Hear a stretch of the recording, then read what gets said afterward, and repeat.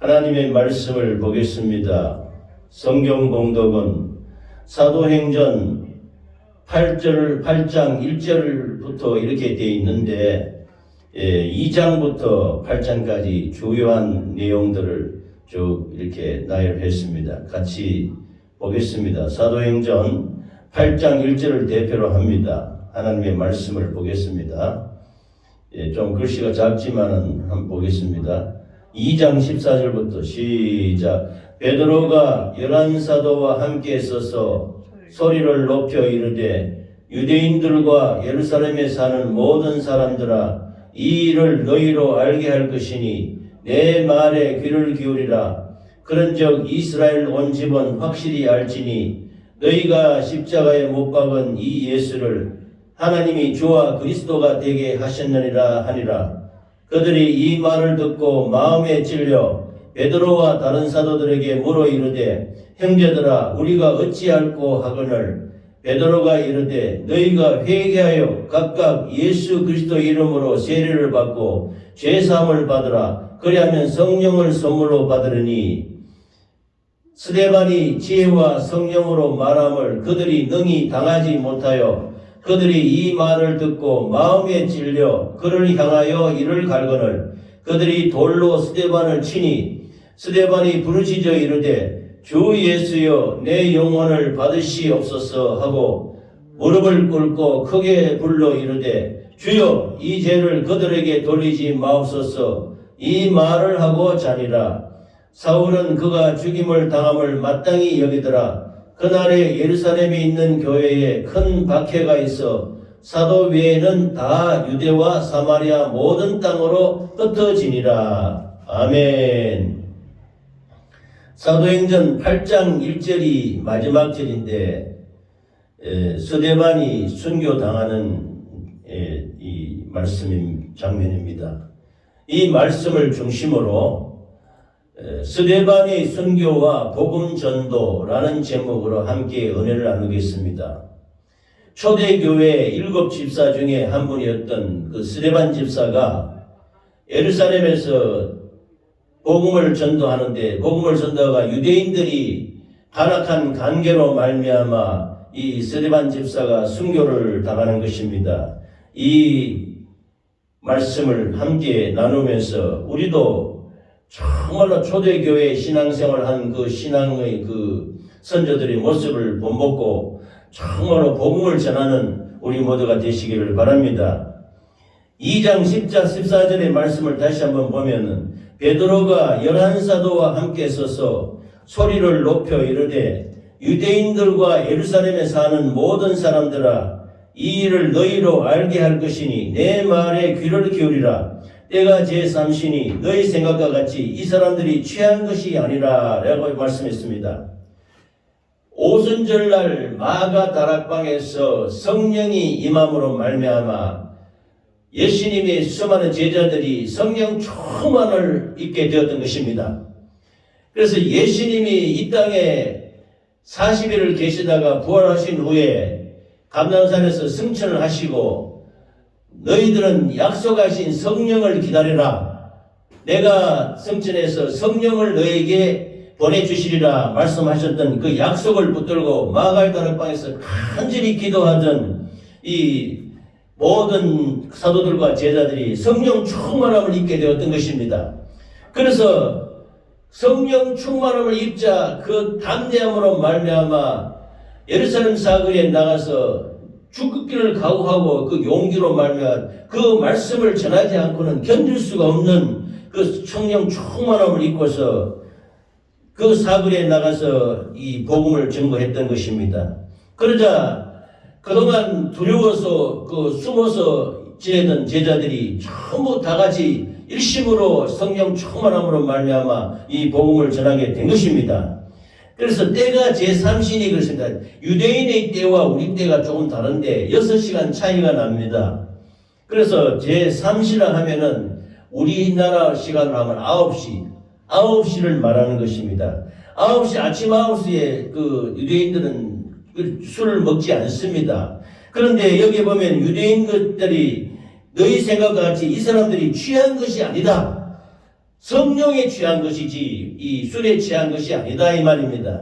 그래서 담대하게 복음을 전가하면서 너희가 죽인 예수 그리스도를 하나님이 다시 살리셔서 주와 그리스도가 되게 하셨다. 그러므로 너희는 회개하여 각각 죄사함을 받고 세례받고 예수 그리스도를 믿고 구원받으라 이렇게 강력하게 복음을 전하게 된 것입니다. 그래서 성령이 충만한 사도들이 베드로를 중심으로 유대인들에게 강력하게 예수님이 복음을 전하게 되었던 것입니다. 그 전하는 내용이 구약 성경의 요엘서 2장 28절에서 32절 말씀을 인용하는 것입니다. 이 말씀이 뭐냐면은 이는 곧 선지자 요엘을 통하여 말씀하신 것이니 일렀으되 하나님이 말씀하시기를 말세에 내가 내 영을 모든 육체에 부어주리니 너희의 자녀는 예언할 것이요 너희의 젊은이들은 환상을 보고 너희의 늙은이들은 꿈을 꾸리라. 그때 내가 내 영을 내 남종과 여종들에게 부어주리니 그들이 예언할 것이요 또 내가 위로 하늘에서는 기사를 아래로 땅에서는 징조를 베풀리니 곧 피와 불과 연기로다. 주의 크고 영화로운 날이 이르기 전에 해가 변하여 어두워지고 달이 변하여 피가 되리라. 누구든지 주의 이름을 부르는 자는 구원을 받으리라 하였느니라. 이렇게 말씀하셨습니다. 아멘. 구약 성경 요엘 선지자가 예언한 말씀을 베드로가 인용한 것입니다. 말세에 이 말세라는 것은 예수 그리스도 그 당시의 말세는 예수님이 다시 오실 때를 말하는 것입니다. 그런데 이것은 좁게 말하면 예수님이 성령으로 다시 오시는 것을 말씀하시는 것입니다. 그래서 마가의 다락방에서 오순절날 성령이 임하면은 너희의 자녀들은 예언한다. 그리고 젊은이들은 환상을 보고 늙은이들은 꿈을 꾼다. 이렇게 요엘 선지자가 예언했던 것입니다. 그러면서 마지막에 주의 크고 영화로운 날이 이르기 전에 해가 변하여 어두워지고 달이 변하여 피가 되는데 이거는 마지막에 하나님이 말세의 징조와 같이 말씀하시는 것입니다. 그래서 누구든지 주의 이름을 부르는 자는 구원을 받으리라. 주의 이름 바로 예수 이름입니다. 예수 이름을 부르는 자, 예수 이름을 믿는 자, 예수 이름을 받아들이는 자를 말하는 것이지요. 그래서 구약 성경에 요엘 선지자가 예언한 말씀을 인용해서 하나님의 놀라운 역사를 성령을 부어주시고 이적과 표적과 기사로 예수님 그리스도가 역사할 것을 유대인들에게 증거한 것입니다. 그래서 하루에 3,000명, 4,000명이 회개하고 돌아오는 역사가 나타난 것입니다. 그래서 본문 22절부터 28절까지 말씀을 보면 이스라엘 사람들아 이 말을 들으라.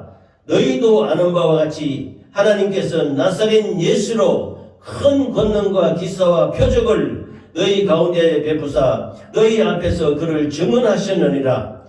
그가 하나님께서 정하신 뜻과 미리 아신 대로 내준 바 되었거늘 너희가 법 없는 자들의 손을 빌려 못 박아 죽였으나 하나님께서 그를 사망의 고통에서 풀어 살리셨으니 이는 그가 사망에 며 있을 수 없었음이라. 다윗이 그를 가리켜 이르되 내가 항상 내 앞에 계신 주를 배웠으며 나로 요동하지 않게 하기 위하여 그가 내 우편에 계시도다. 그러므로 내 마음이 기뻐하였고 내 혀도 즐거워하였으며 육체도 희망에 거하리니 이는 내 영혼을 음부에 버리지 아니하시며 주의 거룩한 자로 썩음을 당하지 않게 하실 것이미로다. 주께서 생명의 길을 내게 보이셨으니 주 앞에서 내게 기쁨이 충만하게 하시리로다 하였으므로 라고 말씀하셨습니다. 이것은 예수님이 사역을 말하는 것입니다. 베드로가 설교를 유대인들 앞에 할 때 너희가 알지 못하고 예수 그리스도를 괴계로 말미암아 하나님을 참칭한다고 참남하다고 하나님의 아들이신 예수 그리스도를 하나님의 아들이라고 한다고 참남하다고 괴계로 못 박아 죽였던 것입니다. 그러나 생명이신 하나님께서 예수 그리스도를 사망에 메어두지 아니하시고 다시 3일 만에 부활하셔서 살리셨으니 사망에 메어 있을 수 없는 것입니다. 하나님은 거룩하신 분이시오 전지전능하신 분이시오 죄가 없는 분이시기 때문에 사망이 그를 잡아둘 수가 없는 것입니다. 그러므로 내가 항상 내 앞에 계신 주를 배웠으며 나로 요동하지 않기 위하여 그가 내 우편에 계시도다. 다시 살아나셔서 거룩한 자로 하나님의 보좌 우편에 계신 분이 바로 예수 그리스도다. 이렇게 강력하게 복음을 전하는 것입니다. 예수님은 이 땅에 3년 반 동안 공생일 동안에 모든 성령으로 말미암아 권능으로 말미암아 능력과 기사와 표적을 많이 행하셨던 것입니다. 성령으로 병든 자를 고치고 죽은 자를 살리고 눈먼 자를 눈을 뜨게 하고 안전병이를 일으키고 한센병을 고치고 모든 이적과 능력과 기사와 표적을 나타낸 것은 바로 하나님이심을 증거하신 것입니다. 메시아이심을 증거하셨단 말입니다. 이 모든 것은 구약 성경에서 예수님이 이 요엘 선지자를 비롯한 모든 선지자들이 마지막 때에 예수님이 메시아가 오셔서 너희들을 구원하시고 흑암에 빛을 비추시고 생명으로 역사해 주실 것을 말씀하셨던 것입니다. 그래서 성경을 이루기 위해서 예수님이 이 기사와 표적을 나타냈는데 너희들이 관계로 아주 교활한 생각으로 참담하다는 걸 핑계로 예수님을 붙잡아다가 십자가에 못 박혀 죽으셨으니 이는 불법인 것입니다. 죄 없는 하나님을 붙잡아서 십자가에 못 박았으니 죄로 정죄했는 악한 원수마귀 사단 귀신은 정죄를 받아서 죄와 허물과 저주와 질병이 오히려 정죄를 받게 된 것입니다. 그러므로 하나님이 사망에서 예수 그리스도를 살리셔서 다시 3일 만에 부활하게 하셨으니 이는 곧 40일을 이 땅에 제자들과 함께 계시다가 하늘로 올라가셨다. 그래서 예수님이 십자가에 피 흘려 죽으신 것은 우리 인류들이 지어야 할 죄와 허물과 저주와 질병을 담당하시고 우리 대신 죽으셨기 때문에 그 피로 말미암아 우리를 구원하셨다. 이렇게 말씀하시는 것입니다. 할렐루야. 그래서 이 예수님의 사역을 말씀하셨고 다윗에 대한 말씀도 있었는데 29절에서 말씀을 보면 형제들아 내가 조상 다윗에 대하여 담대히 말할 수 있노니 다윗이 죽어 장사되어 그 묘가 오늘까지 우리 중에 있도다. 그는 선지자라 하나님이 이미 맹세하사 그 자손 중에서 한 사람을 그 위에 앉게 하리라 하심을 알고 미리 본고로 그리스도의 부활을 말하되 그가 음모의 버림이 되지 않고 그의 육신이 썩음을 당하지 아니하시리라 하더니 이 예수를 하나님이 살리신지라 우리가 다 이 일의 증인이로다. 하나님이 오른손으로 예수를 높이심에 그가 약속하신 성령을 아버지께 받아서 너희가 보고 듣는 이것을 부어주셨느니라. 다윗은 하늘에 올라가지 못하였으나 친히 말하여 이르되 주께서 내 주에게 말씀하시기를 내가 내 원수로 내 발등상이 되게 하기까지 너는 내 우편에 앉으라 있으라 하셨도다 하였으니 라고 말씀하셨습니다.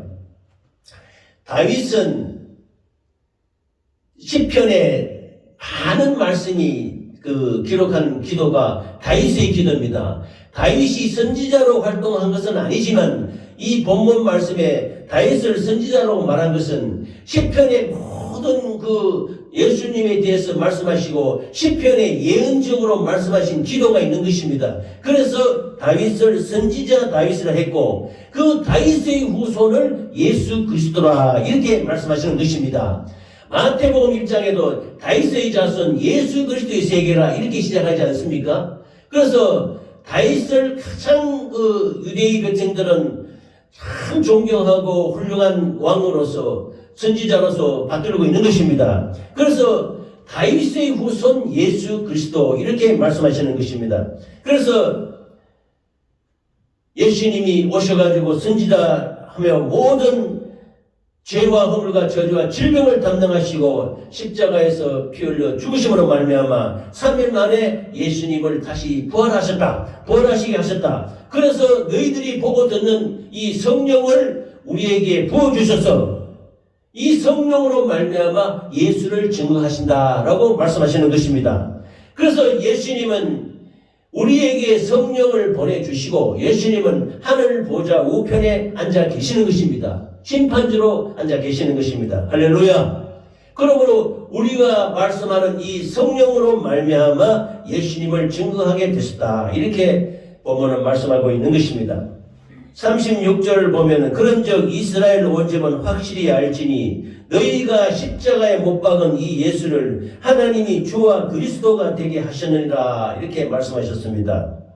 그래서 36절에 그런즉 이스라엘 온 집은 확실히 알지니 예수님이 십자가에 못 박혀 죽으셨는데 3일 만에 부활하지 않았습니까? 그래서 하나님이 예수님을 주와 그리스도가 되게 하셨다 이렇게 말씀하시는 것입니다. 하나님은 생명이시고 거룩하신 분이시고 죄가 없으신 분이시고 천지 만물을 창조하신 분이 죽음에 매여 있을 수 없는 것입니다. 그래서 예수님이 3일 만에 부활하신 것은 바로 하나님은 생명이시오 능력의 권능의 예수님이시오 하나님이시라는 것을 증거하시는 것입니다. 그래서 그리스도가 되게 하셨다. 예수라는 뜻은 하나님이 그를 자기 백성의 자기 죄를 구원하실 자를 예수라 하는 것입니다. 예수. 그 자기 백성을 그들의 죄에서 구원할 자, 이 뜻이 이름이 예수입니다. 예수. 그리스도는 뭐냐면 기름 부음을 받은 자. 이스라엘은 기름 부음 받은 부류가 셋이 있습니다. 왕이요, 선지자요, 제사장에게 기름을 붓습니다. 그러나 왕과 선지자와 제사장은 각각 다릅니다. 같은 사람이 할 수가 없어요. 그런데 예수님은 그리스도라, 즉 메시아 구세주인데 왕이요, 선지자요, 대제사장이 하나이신 분이 바로 예수님이신 것입니다. 왜냐? 예수님은 만왕의 왕이시오 만주의 주가 되시는 것입니다. 이 세상의 영육간의 모든 이 세계 천하 만물을 지배하시고 다스리는 분이 하나님이신데 곧 예수님이시란 말입니다. 그 다음에 예수님은 모든 하나님의 말씀을 이루기 위해서 말씀을 미리 말씀하시고 이 말씀의 생명으로 역사하신 선지자이신 것입니다. 그리고 요한복음에 세상 죄를 지고 가는 하나님의 어린 양을 보라 이렇게 그 요한 사도가 예수님을 말씀했습니다. 즉 예수님은 우리를 죄를 대신 짊어지시고 죽으시는 어린 양으로 나타내신 것, 즉 우리 죄를 도말하시는 제사장이 되는 것입니다. 그래서 왕도 되고 선지자도 되고 제사장이 되는 분이 바로 예수 그리스도가 되게 하셨다는 말씀이신 것입니다. 그래서 하나님이 예수님을 죽음에서 건지시고 3일 만에 부활하시게 하심으로 말미암아 그리스도가 되게 하셨다라고 말씀하시는 것입니다. 이렇게 강력하게 베드로가 설교를 하자 37절 말씀에 보면 그들이 이 말을 듣고 마음에 찔려 그랬습니다. 마음에 찔려 베드로와 다른 사도들에게 물어 이르되 형제들아 우리가 어찌할꼬 여기에 마음에 찔려가 있습니다. 이 찔려는 그 잘못으로 말미암아 후회하고 회개하는 통렬한 아픔을 말하는 것이 마음에 찔리는 것입니다. 그 뒤쪽에도 나오겠습니다만 마음에 찔려가 이 사도행전에 두 가지 종류가 나옵니다. 하나가 본문 말씀처럼 베드로가 성령이 충만해서 예루살렘 사거리에서 유대 백성들에게 이 예수 그리스도를 너희가 죽이지 않았느냐? 그러나 하나님이 다시 살리셔서 생명의 주가 되게 하시고 그리스도가 되게 하셨다. 그러므로 예수 믿고 구원받으라고 강력히 외치니까 이들이 마음에 찔렸다. 회개했다, 후회했다는 겁니다. 잘못했다는 것입니다. 우리가 하나님을 알지 못하고 생명의 그리스도를 알지 못하고 십자가에 죽였구나. 마음에 찔려서 후회하고 통렬한 슬픔과 죄책감이 생겨가지고 통에 자복하는 마음이 찔렸다. 이 말씀인 것입니다. 그래서 베드로가 이르되 너희가 회개하여 각각 예수 그리스도의 이름으로 세례를 받고 죄사함을 받으라. 그리하면 성령을 선물로 받으리니 이렇게 말씀하셨던 것입니다. 그래서 이 유대 백성들이 마음에 찔리가 우리가 어찌할꼬 한 것은 방법을 모르겠다는 겁니다. 잘못했고 이 처참한 이 통렬한 슬픔과 아픔을 어떻게 하면 되겠느냐 하니까 회개해라. 회개하고 예수 그리스도를 믿고 예수 그리스도의 이름으로 세례를 받고 죄사함을 받으라. 그러려면은 성령을 선물로 받을 것이다. 이렇게 말씀하시는 것입니다. 그래서 그들이 마음에 찔렸다는 것은 회개의 역사가 일어났다는 것입니다. 베드로의 설교를 듣고 3,000명, 4,000명이 회개해서 예수 그리스도를 영접하니 놀라운 성령의 역사가 나타났던 것입니다. 할렐루야. 그러므로 우리도 복음의 말씀을 받아들일 때는 어찌할꼬, 우리가 어찌할꼬, 형제들아 우리가 어찌할꼬, 예수 그리스도 이름으로 세례를 받고 죄사함을 받고 구원을 받으라. 그러면 너희가 성령을 받을 것이다. 이렇게 우리가 말씀하는 것입니다. 할렐루야. 그래서 많은 제자들이 많아졌는데 6장 7절에 보면 하나님의 말씀이 점점 왕성하여 예루살렘에 있는 제자의 수가 더 심히 많아지고 허다한 제사장의 무리도 이 도에 복종하리라 그랬습니다. 레위 계통의 제사장들은 율법에 익숙한 자이기 때문에 예수님을 받아들이지 않았습니다. 그러나 베드로가 구약 선지자로부터 다 전해놓은 모든 말씀과 하나님이 놀라운 그 성령의 권능으로 말씀을 전가하자 수많은 제자가 들어오게 되었고 또 제사장의 무리도 많은 제사장의 무리도 예수 그리스도의 도에 복종하게 되었다는 것입니다. 그러자 이제 7 집사 중에 스데반 집사가 나타나는 것입니다. 8장에 보면은 스데반이 은혜와 권능이 충만하여 큰 기사와 표적을 민간에 행하니 이른바 자유민들 즉 구레네인 알렉산드리아인 갈레기안 아시아에서 온 사람들이 회당에서 어떤 자들이 일어나 스데반과 더불어 논쟁할세 스데반이 지혜와 성령으로 말함을 그들이 능히 당하지 못하여 사람들을 매수하여 말하게 하되 매수는 이 돈으로 꼬여서 매수한단 말입니다. 샀단 말입니다. 왜냐하면 반대하기 위해서 그 스데반이 성령과 지혜 충만해서 말씀을 증가하니 그것을 당하지 못하는 거예요. 그래서 사람들을 꿰어서 말하게 해서 이 사람이 모세와 하나님을 모독하는 말을 하는 것을 우리가 들었노라 이렇게 거짓으로 증언하게 하는 것입니다. 그래서 백성과 장로와 서기관들을 충동시켜 와서 잡아가지고 공회에 이르러 공회에 세워놓고 스데반을 이제 심판하려고 하는 것입니다. 거짓 증언들을 세우니 이르되 이 사람이 이 거룩한 것과 율법을 거슬려 말하기를 맞이 아니하는도다. 그의 말에 이 나사렛 예수가 이곳을 헐고 또 모세가 우리에게 전하여 준 규례를 고치겠다 함을 우리가 들었노라 하거늘 이렇게 말씀하셨습니다. 성령으로 스데반은 말씀을 증가하는 것입니다. 7 집사를 세워서 사도들이 기도하는 것과 말씀 전하는 것을 전무하기 위해서 스데반 집사를 비롯한 7 집사를 세웠는데 이들이 성령 충만함으로 말미암아 지혜와 능력으로 설교를 하니 백성과 장로와 그 제사들이 감당을 못하는 것입니다. 압도당하는 것이지요. 그래서 스데반 집사를 잡아서 공회 앞에 세워놓고 그 엉뚱한 사람들을 매수해가지고 반대말을 거짓 증언할 수 있도록 이렇게 말을 하는데 그 공회 중에 앉아있는 스데반 집사의 얼굴을 보니 천사의 얼굴과 같더라고 말씀했던 것입니다. 그래서 15절 말씀에 보면 공회 중에 앉은 사람들이 다 스데반을 주목하여 보니 그 얼굴이 천사의 얼굴과 같더라. 그래서 스데반이 성령 충만하니까 얼굴이 빛이 나고 천사와 같이 그렇게 얼굴같이 되었다는 것입니다. 그래서 이제 유명한 스데반의 설교가 있는데요. 스데반 집사님이 이 공회 앞에서 이 유대인들과 이 장로들, 이 백성들 앞에서 설교하는 것이 나옵니다. 스데반의 설교는 아주 유명한 설교인데 구약 시대의 아브라함부터 시작해서 다윗에 이르기까지 긴 설교를 합니다. 그래서 오늘 이 말씀을 좀 요약을 해서 보면 첫 번째 스데반이 이르되 여러분 부형들이여 들으소서 우리 조상 아브라함이 하란에 있기 전 메소포타미아에 있을 때 영광의 하나님이 그에게 모여 이르실 때 내 고향과 친척을 떠나 내가 네게 보일 땅으로 가라 하시니 그랬습니다. 스데반 집사가 설교할 때 아브라함에 대해서 말씀합니다. 우리가 아브라함의 믿음의 조상이라고 하지 않습니까? 아브라함이 갈대아 우르에 있을 때 그 아버지와 함께 있을 때 그 우상지기, 우상을 만들어서 파는 그런 직업을 했습니다.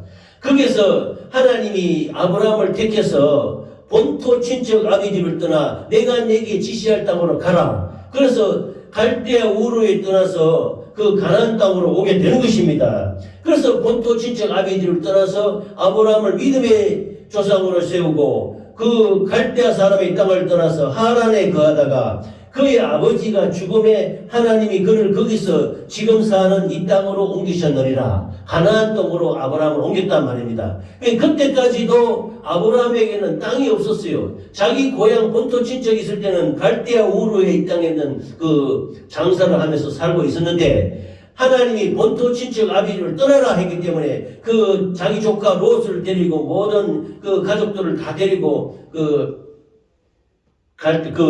가나안 땅으로 가게 되지 않습니까? 그러면 가나안 땅에 그때까지만 해도 아브라함에게는 땅 한 평도 없어요. 그래서 뭐라고 말했냐면, 여기서 발붙일 만한 땅도 유업으로 주지 아니하시고 다만 이 땅을 아직 자식이 없는 그와 그의 후손에게 소유로 주신다라고 약속을 했었던 것입니다. 그래서 그 나중에 보면은 아브라함이 그 헤브론 땅을 장지, 매장지로 삼기 위해서 그 지역에 사는 그 주민들에게 땅을 사게 되는데, 그것은 매장지, 묘지를 삼기 위해서 일부분 샀는데 불구하고 나머지는 땅이 없어요. 우리가 살아가는 땅이 없다면, 구약시대에 옛날에 자기 땅이 없다는 것은 떠돌이 나그네와 같은 인생이 아닙니까? 그런데 아브라함이 그때까지 없었는데, 그래서 이제 그때 아브라함이 하나님의 말씀을 믿고 그 가나안 땅으로 나아갈 때 하나님께서 말씀하십니다.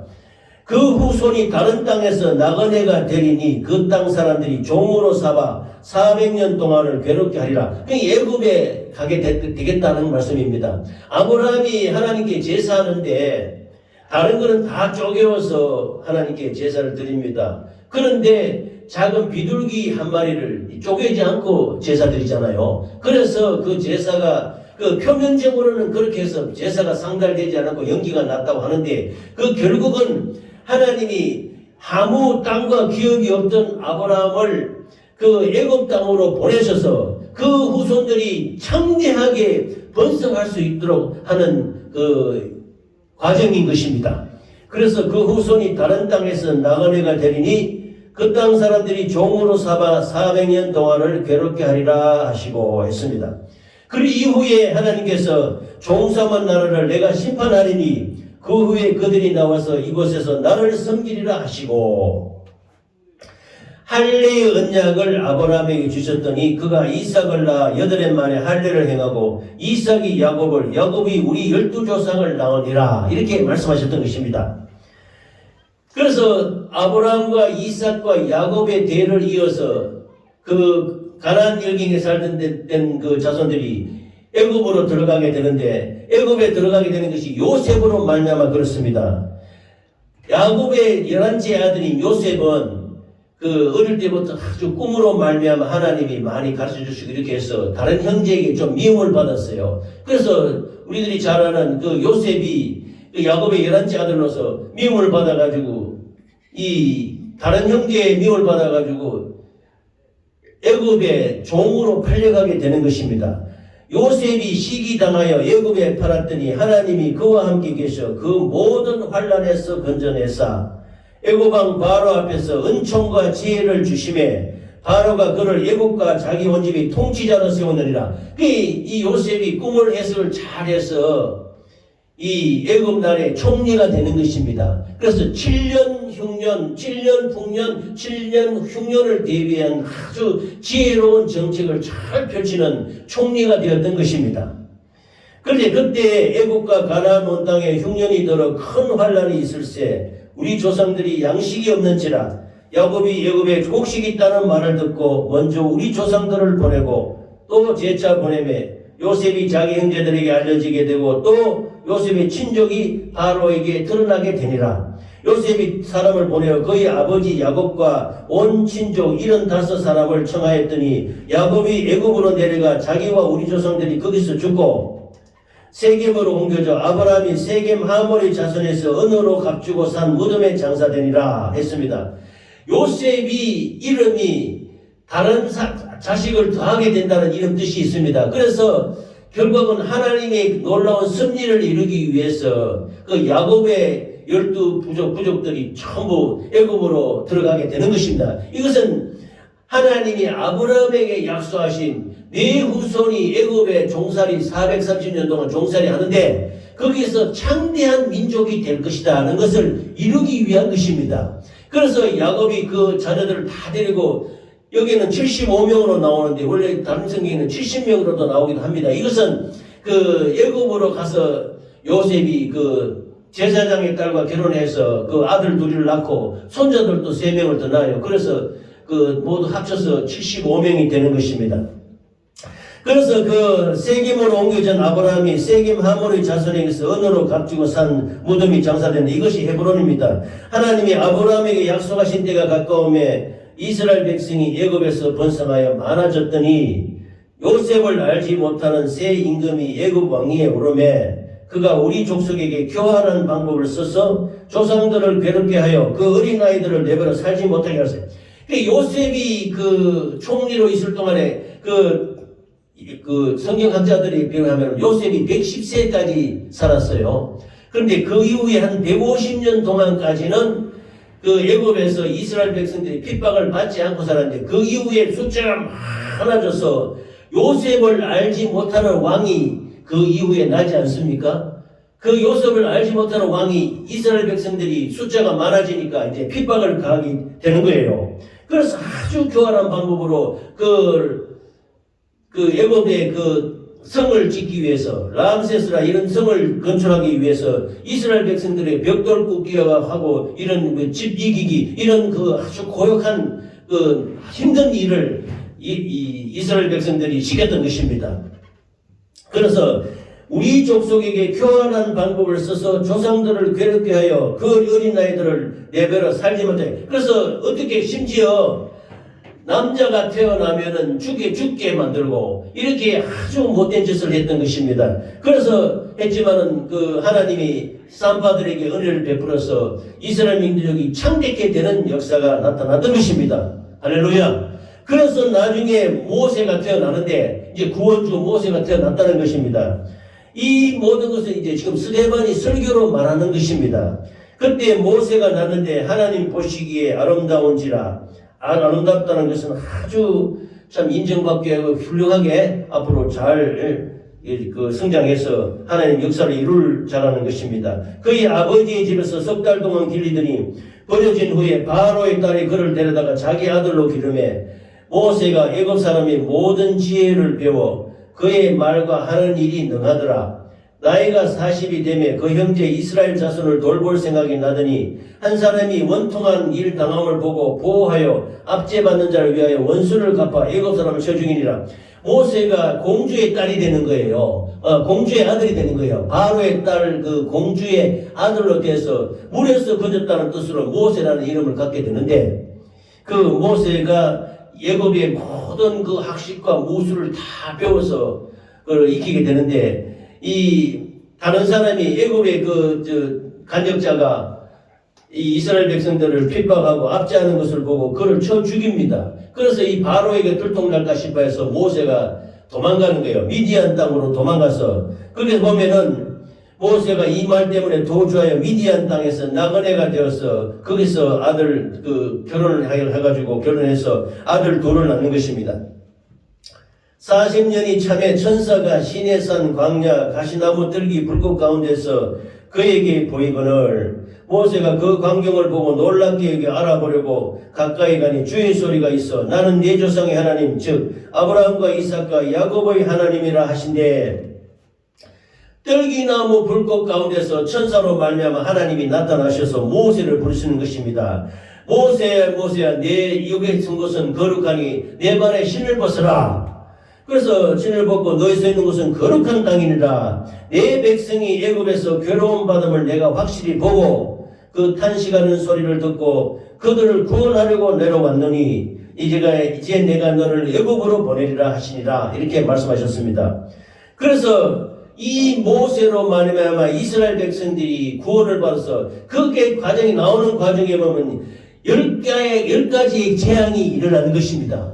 10가지 재앙을 일으켜서 바로의 강팍한 마음을 꺾고 이스라엘 백성들을 그 애굽의 종살이에서 구원을 해내는 것입니다.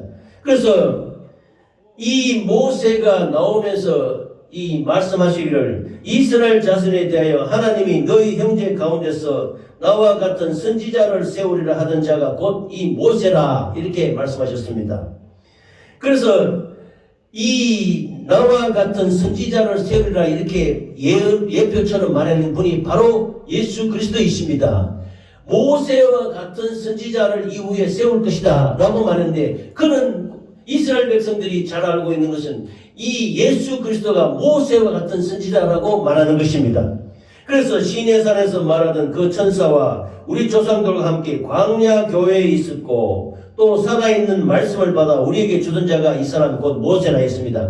그래서 이스라엘 백성들이 430년 종살이 하는 데서 해방이 되어서 광야로 나오게 되는데, 그 광야에서 회막을 건설하고 이스라엘 백성들이 회막 중심으로 동서남북에 거하면서 교회를 이뤘다는 것입니다. 이것의 이름이 광야교회입니다. 광야교회. 이 광야교회에서 이스라엘 백성들이 그 회막 중심으로 40년 동안 이 광야를 이렇게 헤매는 것입니다. 우리 조상들이 모세에게 복종하지 아니하고자 하여 거절하며 그 마음이 도리어 애굽으로 향하여 아론대로 우리를 인도할 신을 만들라 해가 송아지도 만들고 막 이렇게 우상 숭배하고 이렇게 했어요. 그러자 하나님이 진노하셔서 이스라엘 백성들을 15일이나 20일이면 가나안 땅에 충분하게 들어갈 수 있는 거리를 40년 동안을 이 광야에서 방황하게 만드는 것입니다. 그래서 우상 숭배하면서 거역하고 불순종하는 자에게 하나님이 엄청난 재앙을 내리셔서 40년 동안을 광야에서 방황하게 만들었던 것입니다. 그래서 하나님이 외면하사 그들을 그 하늘의 군대 섬기는 일에 벌어두셨으니 이는 선지자의 책에 기록된 바 이스라엘의 집이여 너희가 광야에서 40년간 희생과 제물을 내게 드린 일이 있었느냐. 하나님이 진노하셨던 것입니다. 그래서 이스라엘 백성들이 이 40년 광야 생활을 하게 되는데, 이것은 쉽게 말하면 우리가 이 땅에서 태어나서 인생으로 살아가면서 인생살이가 하는 과정을 이 광야 생활과 같다고 이렇게 비유를 합니다. 왜냐? 이 하나님의 말씀대로 살아야 되는데 말씀대로 살지 않고 우상숭배도 하고 불순종하고 거역하고 하나님 뜻대로 살지 않을 때 하나님께서 이렇게 40년 동안을 광야에서 방황하게 만드셨다. 그래서 이 광야에서 우리 조상들에게 증거의 장막이 있었으니 이것은 모세에게 말씀하신 이가 명하사 그가 본 하늘의 그 양식대로 이 광야 그 땅에 회막을 건설했다. 이 회막을 건설했는데 이 광야에서는 회막을 건설, 성막이라고 합니다. 이 성막을 건설해서 이스라엘 백성들이 그곳에서 제사 드리면서 낮에는 구름기둥과 밤에는 불기둥으로 인도하셨던 하나님의 사랑으로 인도하게 되는 것입니다. 그래서 나중에 이스라엘 백성들이 가나안 땅에 들어가서 가나안의 칠족속을 멸하고 거기에 이스라엘 나라를 세우는데, 그때 이제 솔로몬 때에 이르러서는 솔로몬의 성전을 짓게 되는 것입니다. 이 모든 말씀을 스데반 집사가 증거할 때 이 구약 시대부터 다윗 때 이르기까지 모든 말씀을 이스라엘 백성들에게 증거를 하니 나중에 예수 그리스도의 십자가에 못 박힌 죽음의 현장까지 이 스데반 집사가 증거하게 되는 것입니다. 그래서 목이 곧고 마음과 귀에 할례를 받지 못한 사람들아 너희도 너희 조상과 같이 항상 성령을 거스리는 도다. 너희 조상들이 선지자 중에 누구를 박해하지 아니하였느냐? 의인이 오시리라 예고한 자들을 그들이 죽였고 이제 너희는 그 의인을 잡아준 자요 살인한 자가 되나니 너희는 천사가 전한 율법을 받고도 지키지 아니하였도다 하니라 라고 말씀했습니다. 그래서 이렇게 강력하게 스데반이 그 유대인들하고 백성들 앞에 장로들 앞에 이 설교를 예수 그리스도를 너희들이 죽이지 않느냐, 그때까지 그 아브라함부터 다윗까지 이 말씀을 증거하고 예수 그리스도를 보내주신 선지자 예수 그리스도를 너희가 하나님의 아들인 것을 자녀의 구세주인 것을 알지 못하고 죽이지 않았느냐, 그러므로 너희는 회개하라고 이래 하는데도 이걸 듣고 유대 백성들이 마음에 찔리는 거예요.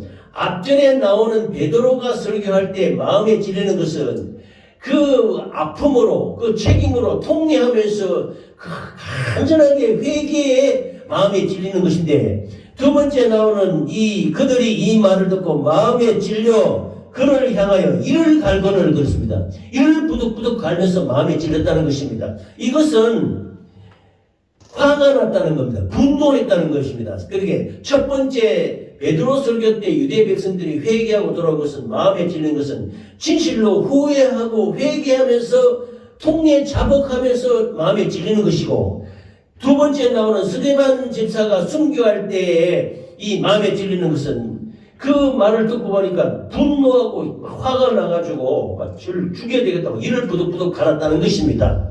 그래서 저희가 듣고 크게 노하여 사도들을 없이하고자 할세 했고, 저희가 이 말을 듣고 마음에 찔려 저를 향하여 이를 갈거늘 했습니다. 그래서 스데반이 성령 충만하여 하늘을 우러러 주목하여 하나님의 영광과 및 예수께서 하나님 우편에 서신 것을 보고 말하되, 보라, 하늘이 열리고 인자가 하나님 우편에 서신 것을 보노라 한데, 그들이 큰 소리를 지르며 귀를 막고 일제히 그에게 달려들어 성 밖으로 내치고 돌로 칠세, 증인들이 옷을 벗어 사울이라 하는 청년의 발 앞에 두니라 그랬습니다. 이 사도 바울 되기 전에 사울로 있을 때에 스데반이 죽는 현장에, 스데반이 돌로 맞아서 죽는 순교 현장에도 사도 바울이 있었던 것입니다. 그래서 잘한다, 죽여라, 오히려 이렇게 좋게 그 편을 들었던 것입니다. 그래서 스데반의 순교가 나오는데요. 앞절에 나오는 베드로의 설교로 말하면 3,000명, 4,000명이 회개해서 예루살렘 교회가 크게 일어나고 부흥된 것을 보고, 스데반의 설교 때는 이스라엘 백성들, 그 장로들, 서기관, 대사 이런 사람들이 이를 갈면서 마음에 찔렸다. 분노해서 혈기를 내고 제자들을 박해하고 스데반을 죽이고 수많은 이스라엘 백성, 예수 믿는 백성들을 핍박하게 되었던 것입니다. 그래서 스데반의 순교는 결과적으로는 참 순교를 당했지만은, 그러나 그 순교로 말미암아 똘똘 뭉쳐서 한 곳에 예루살렘 교회에 뭉쳐있던 이 기독교인들이, 예수 믿는 사람들이 흩어지는 결과가 이루게 되었던 것입니다. 사울은 그가 죽임 당함을 마땅히 여기더라. 사울은 바로 바울이 되기 전에 사울입니다. 그날에 예루살렘에 있는 교회에 큰 박해가 있어 사도 외에는 다 유대와 사마리아 모든 땅으로 흩어지니라. 경건한 사람들이 스데반을 장사하고 위하여 크게 울더라 그랬습니다. 그래서 베드로의 설교로 말미암아 성령으로 마음에 찔리는 것은 회개의 역사가 일어나서 놀라운 구원의 역사가 일어났지만은, 악한 역사로 말미암아 스데반이 설교할 때는 그 이를 북북 갈면서 분노하고 혈기를 내서 스데반 집사를 돌로 쳐 죽이고 수많은 그 기독교 제자들을 박해해서 양사방으로 흩어지게 했던 것입니다. 그러면 오늘 주제의 말씀같이 스데반이 순교하는 것은 복음을 전하다가 하나님의 역사를 이루기 위해서 순교했던 것입니다. 우리가 하나님 성령 충만함으로 말미암아 하나님의 뜻을 이루기 위해서 복음의 말씀을 전해야 되지요. 이 지역사회에 있는 수많은 믿지 않는 자들에게 복음을 전하고 생명의 말씀을 증거해야 되는데, 그런 말미암아 회개하는 역사도 있지만은 반대하고 이를 뿍뿍 갈고 분노하며 혈기내는 자들도 있는 것입니다. 그래서 이것은 결국 흩어지게 하는 역사를 이루어서 성령으로 구원의 역사를 이루어 예루살렘 교회가 부흥된 것도 하나님의 역사요.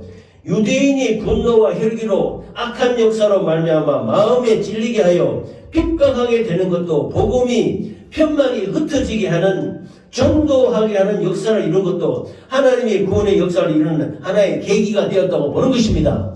그런데 우리가 하나님의 성령의 도구로, 선한 도구로서 사용이 되어야 되지, 악한 역사로 핍박하고 흩어가고 박해하는 그런 도구로 써서는 안 되는 것입니다. 그러나 그것도 결국은 모든 것이 합력하여 손을 내서는 하나님의 역사로 말미암아 복음을 사역을 흩어지게 해서 복음이 사마리아와 땅끝까지, 유대와 온유대와 사마리아와 땅끝까지 복음이 전파되는 역사를 이루었던 것입니다.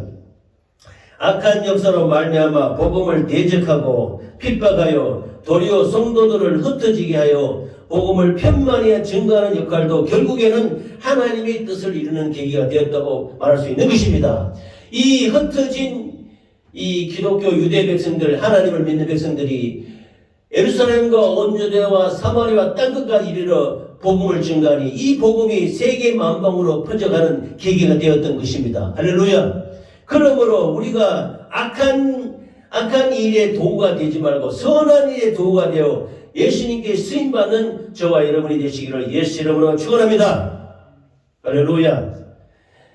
오늘 베드로의 설교를 통해서 그 유대 백성들이 마음에 찔려서 수많은 사람들이 회개하고 예수 믿는 구원의 역사가 일어난 것과 마찬가지로 스데반의 설교의 역사로 말미암아 이를 가면서 마음에 찔려서 분노하면서 하나님을 모독했다고 스데반을 순교하고 죽이고 반대 역사를 일으켜서 수많은 제자들을 흩어지게 만들어서 사도 이외에는 예루살렘에 남아있지 못하고 전부 그냥 사방으로 흩어지게 되었던 것입니다. 모여서 복닥복닥 이렇게 있는 것보다도 흩어져서 복음을 전하게 하는 것도 하나님의 역사를 이루어졌던 것입니다. 할렐루야. 그래서 복음이 세계화되고 복음이 유럽 쪽으로 전부 퍼져서 나중에 미주 지역으로 가서 미주 지역에서 다시 우리나라로까지 복음이 전파되지 않았습니까? 이 모든 복음의 전도의 역사는 흩어짐에서 나오는 것입니다. 그래서 스데반의 순교 역사는 안타까웠지만 하나님한테 보는 것은 영적으로는 아주 고귀하고 아주 귀한 것입니다. 순교의 역사로 말미암아 12사도가 하나같이 다 순교됐습니다. 나중에 지난번에도 말씀을 드렸습니다만 베드로로부터 시작해서 모든 12사도가 곳곳에 흩어져서 복음을 증거하다가 예수님 같이 마찬가지로 다 못 박혀 베드로는 심지어 십자가에서 거꾸로 못 박혀서 돌아갔다고 죽었다고 이렇게 순교했다고 또 전합니다. 스데반의 순교로 말미암아 복음이 널리 편만이 증거된 역사가 된 것과 같이 우리가 예수 이름으로 복음을 전할 때 선한 도구가 되어서 쓰임받는 귀한 도구가 되기를 바라는데 악한 역사로 말미암아 박해받아서 흩어짐으로 말미암아 하나님의 역사를 이루는 계기가 되었다고 볼 수 있는 것입니다. 할렐루야. 그렇든 들든 결국 하나님의 말씀을 증거해서 복음이 편만히 증거하는데 귀하게 쓰임받는 우리 모두가 되시기를 예수 이름으로 축원합니다. 할렐루야.